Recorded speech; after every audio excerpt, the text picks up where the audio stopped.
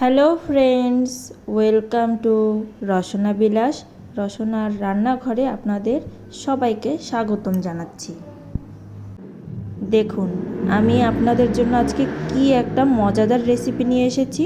সেটা হলো কাঁকড়া। এই ছোট কাঁকড়াগুলো আমরা এখন রান্না করব। কি করে রান্না করছি দেখুন। আমি ছোট কাঁকড়াগুলো নুন হলুদ দিয়ে আগে ভেজে রেখেছিলাম। এখন কড়াইতে তেল গরম করে এতে কিছুটা কালো জিরা আমি ফোড়ন দিয়ে দিয়েছি। কালো জিরা ফোড়ন দিয়ে তারপরে আমি আদা রসুন আর পেঁয়াজ একসঙ্গে বেটে রেখেছিলাম, সেই বাটা মশলাটা আমি দিয়ে দিয়েছি। আদা রসুনটা ভাজা ভাজা হওয়ার পরে আমি এখানে হলুদ, মরিচ, ধনে, লবণ, তেজপাতা সব একসঙ্গে এটা পেস্ট করে রেখেছিলাম, সেটা দিয়ে ভালো করে কষাচ্ছি। কষাতে কষাতে এবার আমি টুকরো করা আলু দিয়ে আবারও কষাচ্ছি। এখন এই আলুগুলোর সাথে যখন এই মশলাটা কষানো হয়ে যাবে তখন আমরা ওই ভাজা যে কাঁকড়াগুলো রেখেছিলাম সেটা দিয়ে দিয়েছি। এখন এই কাঁকড়া মশলা আর আলুর সাথে আমি খুব ভালো করে কষিয়ে নিচ্ছি।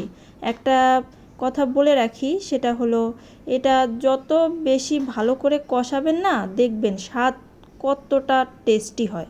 হ্যাঁ, ছোটো কাঁকড়া এমনি অনেক টেস্টি হয়, কারণ এগুলো তো একদম ন্যাচারাল, তাই এটা একদম অথেন্টিক স্বাদ পাবেন। এবার আমি জল দিয়ে ঝোল করে নিয়েছি।